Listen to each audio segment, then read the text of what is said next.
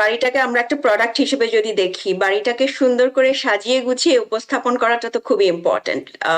যেমন একটা জিনিস যখন আপনি বিক্রি করবেন, একটা প্রোডাক্ট, সেটার প্যাকেজিংটা অনেক ইম্পর্টেন্ট। একটা বায়ার যখন একটা বাড়িতে ঢুকে প্রথম 10 থেকে 15 সেকেন্ডের মধ্যে, এটা একটা স্ট্যাটিস্টিক্স রিপোর্ট, 10 থেকে 15 সেকেন্ডের মধ্যে তার মাইন্ডে একটা সে ডিসিশন নিয়ে ফেলে যে আমি কি বাড়িটা লাইক করছি নাকি লাইক করছি না। ও, এই বাড়িটা তো 3 মাস ধরে মার্কেটে পড়ে আছে, তার মানে এটা ভালো না। সে দেখতে আসার আগেই কিন্তু তার একটা মাইন্ডসেট ঠিক করে ফেলছে।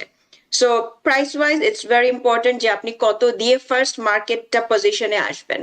প্রথমেই আপনার কাছে জানতে চাইবো, বিষয়টি আমাদের জন্য অনেক সময় কষ্টের, যারা অন্তত আমরা শুধুমাত্র যে বাড়িতে আমরা থাকি, যারা ব্যবসা করি তাদের জন্য বিষয়টি আলাদা। আমরা আলোচনা করব দুটো দৃষ্টিকোণ থেকে, ব্যবসায়িক দৃষ্টিকোণ থেকে, এবং আমরা যারা নিজ বাড়িটি বিক্রি করে হয়তো প্রয়োজনের তাগিদে বিক্রি করি তাদের কথা চিন্তা করে আজকের আলোচনাটি করব। যে প্রথমেই জানতে চাইবো যে আমেরিকায় এই বাড়ি বিক্রির সিদ্ধান্ত নেওয়ার পর একজন বিক্রেতার প্রথম প্রস্তুতি কি হওয়া উচিত বলে আপনি মনে করেন, নাজনীন মির্জা? ধন্যবাদ রানা ভাই আপনাকে। আমরা আসলে এমন একটা সময় আসছি এখন, স্প্রিং অলমোস্ট চলে আসছে। তো বাড়ি বিক্রির ক্ষেত্রে সেলারদের জন্য স্প্রিং টাইমটা স্পেশালি নিউ ইয়র্ক স্টেটে অনেক ইম্পর্ট্যান্ট। কারণ একটা স্ট্যাটিস্টিক্সে দেখা গিয়েছে আপনার উইন্টার বা ফলের তুলনায় সামার এবং স্প্রিং এ আপনার বাড়ির মার্কেট যে ডিউরেশন টাইমটা, যে কতদিন মার্কেটে থাকবে, সেটা অনেকটা অনেকটা কম, প্রায় 3 সপ্তাহের মতো কম। তার মানে হচ্ছে স্প্রিং এবং সামার টাইমে আপনার বাড়িটা তাড়াতাড়ি বিক্রি হয়ে যাচ্ছে কম্পেয়ার টু আপনার উইন্টার এবং ফল টাইম। আর আরেকটা ব্যাপারও আছে এই বছর, মর্গেজ রেটটার দিকে যদি আমরা তাকাই, গত 3 বছরে এখন লোয়েস্ট মর্গেজ রেট চলছে, এবং সেলারদের জন্য এটা একটা গুরুত্বপূর্ণ ইনফরমেশন। কারণ আপনার বাড়িটা তো কিনবে বায়ার, সো যেহেতু মার্কেট রেট মর্গেজ রেটটা এখন একটু কম আছে, তার মানে বায়ারদের অ্যাফোর্ডেবিলিটি বেড়েছে, আরো বায়ার মানে মোর বায়ার মার্কেটে আসছে। তো রানা ভাই, আপনার প্রথম যে প্রশ্নটা ছিল কিভাবে প্রথম যে প্রস্তুতিটা সেটা কি হবে, প্রথম প্রস্তুতিটা হবে একজন হোম ওনারের জন্য যে এখন সেলার হিসেবে নিজেকে এখন দাঁড় করিয়েছেন মার্কেটে বা দাঁড় করাতে যাবেন। তিনি প্রথমে দেখবেন তার বাড়ির একুইটিটা কি পরিমাণ আছে, যে লোনটা পে অফ করার পরে কি পরিমাণ টাকা এই বাড়িটা বিক্রি করলে সে তার পকেটে রাখতে পারবেন। এটা হচ্ছে সবচেয়ে বড় এবং ফাইন্যান্সিয়াল একটা ব্যাপার, যে এই টাকাটা দিয়ে আপনি কি করবেন, আপনি কি আরেকটা বাড়ি কিনবেন নাকি আপনার অন্য কোনো প্ল্যান আছে। এবং আরেকটা ইম্পর্টেন্ট ব্যাপার হচ্ছে যে বাড়ির মালিকানাতে কারা আছে। শুধু আপনি যদি একা বাড়ির মালিক হয়ে থাকেন, আপনি চিন্তা করলেন আমি আজকে বাড়িটা বিক্রি করে দিব, ফান, এটা আপনার ওয়ান ম্যান শো, আপনি ডিসিশন নিচ্ছেন, কিন্তু আপনার এই বাড়ির সাথে আপনার পরিবার আছে, হয়তো আপনার স্পাউস জড়িত আছে এই বাড়ির মালিকানাতে, অনেকের আছে ভাই বোন থাকে। তো সবারই, যারা মালিকানাতে আছেন তাদের সবারই একটা সেম পেজে থাকতে হবে যে না, আমরা রেডি এই বাড়ি বিক্রি করতে, এবং সবাই সেম ডিসিশনে আছি। কারণ আপনি মার্কেটে দিলেন, বাড়ির বায়ার আসলো, অফার পেলেন, তখন ওয়ান অফ দ্য ওনার বলল যে না আমি তো এই বাড়ি বিক্রি করতে চাই না, তখন টাইমটা সবারই ওয়েস্ট হয়ে যায়। তো এই 3টা জিনিস খুব ইম্পর্টেন্ট, বাড়ির কত একুইটি আছে, সব মালিকরাই কি রাজি কিনা বাড়িটা বিক্রি করার ক্ষেত্রে, এবং আপনার বাড়ি বিক্রি করে ফাইন্যান্সের যে ব্যাপারটা, কত টাকা আপনি পাবেন। অনেক ধন্যবাদ। তো এক্ষেত্রে অনেকেই বলেন বা মনে করেন যে বাড়ি বিক্রির ক্ষেত্রে হোম স্ট্যাগিং খুবই একটা গুরুত্বপূর্ণ বিষয় হিসেবে বিবেচিত হয় বলে অনেকেই মনে করেন। তো এটি আসলে কি এবং কেন এটি বিক্রির ক্ষেত্রে বড় ভূমিকা রাখে বলে অনেকেই বলেন, বা আসলে এই বিষয়টি ঠিক কিনা, আপনি কি বলেন? আমি মার্কেটিং এর স্টুডেন্ট, তো বাড়িটাকে আমরা একটা প্রোডাক্ট হিসেবে যদি দেখি, বাড়িটাকে সুন্দর করে সাজিয়ে গুছিয়ে উপস্থাপন করাটা তো খুবই ইম্পর্টেন্ট। যেমন একটা জিনিস যখন আপনি বিক্রি করবেন, একটা প্রোডাক্ট, সেটার প্যাকেজিংটা অনেক ইম্পর্টেন্ট। সো সেক্ষেত্রে একটা বাড়ি যখন বিক্রি করবেন, স্টেজিংটা খুবই ইম্পর্টেন্ট।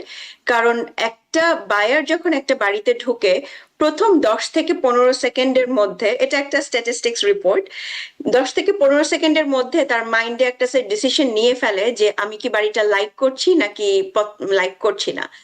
তো স্টেজিং এর ব্যাপারটা অনেক ইম্পর্টেন্ট। স্টেজিং এর ক্ষেত্রে আমরা রিয়েলটাররা যারা আছি, তখন বাড়ি দেখে আমরা আমাদের ক্লায়েন্টকে, সেলার ক্লায়েন্টকে কিছু উপদেশ দিয়ে থাকি যে কিভাবে বাড়িটা স্টেজিং করা যায়।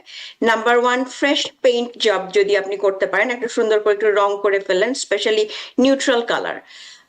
নট নেসেসারিলি আপনার পছন্দ হয়েছে ডার্ক ব্রাউন কালার, ওইটা যে বায়ার পছন্দ করবে তার কোনো ঠিক নেই।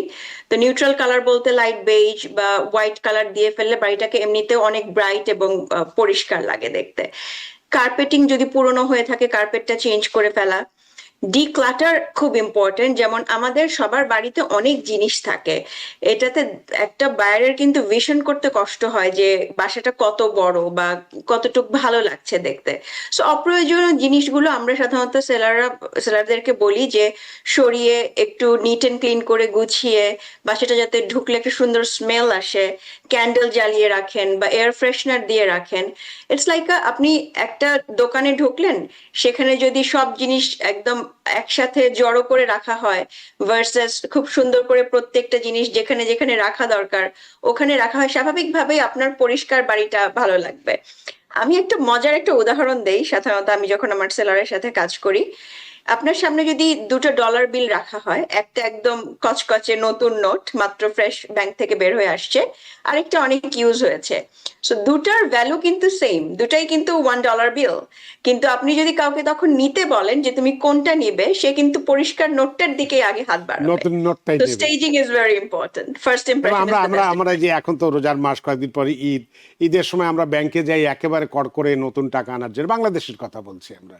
তো জি জি সুতরাং আপনার উদাহরণটা একেবারে কানায় কানায় পরিপূর্ণ এর সাথে। জি। আরেকটা ব্যাপার হচ্ছে, আমি এটা একটু অ্যাড করতে চাই, অনেক সেলাররা আছে বলেন যে আমি তো বাড়িটা বিক্রি করে দিচ্ছি, আমি এখানে কোনো স্পেন্ড করতে চাই না।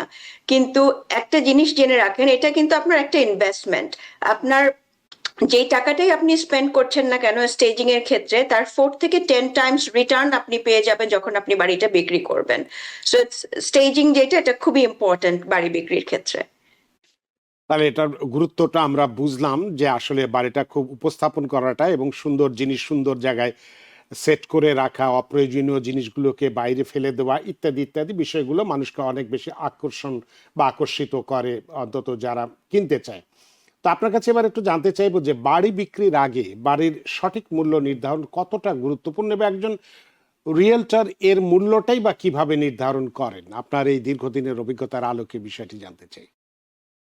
ধন্যবাদ রানা ভাই। বাড়ির মূল্য নির্ধারণের ক্ষেত্রে আমরা যেটা করি রিয়েলটাররা, সিএমএ, কম্পারেটিভ মার্কেট অ্যানালাইসিস। হ্যাঁ। সো এটাতে আমরা দেখি বাড়ির ওইখানকার যেই নেইবারহুডের বাড়িটা, সেখানে স্কোয়ার ফুটেজ অনুযায়ী কত করে যাচ্ছে বেসড অন গত 3 মাসে, আমরা সাধারণত মোস্ট রিসেন্টটা ধরে কাজ করি, গত 3 মাসে যে বাড়িগুলো বিক্রি হচ্ছে তার উপরে বেস করে স্কোয়ার ফুটেজ হিসেবে কত করে যাচ্ছে। এবং নিউ ইয়র্ক স্টেটে বিভিন্ন ধরনের বাড়ি আছে, র্যাঞ্চ হাউস এক ধরনের বাড়ি, কলোনিয়াল বাড়ি, কেপ হাউস, স্প্লিট টাইপের বাসা।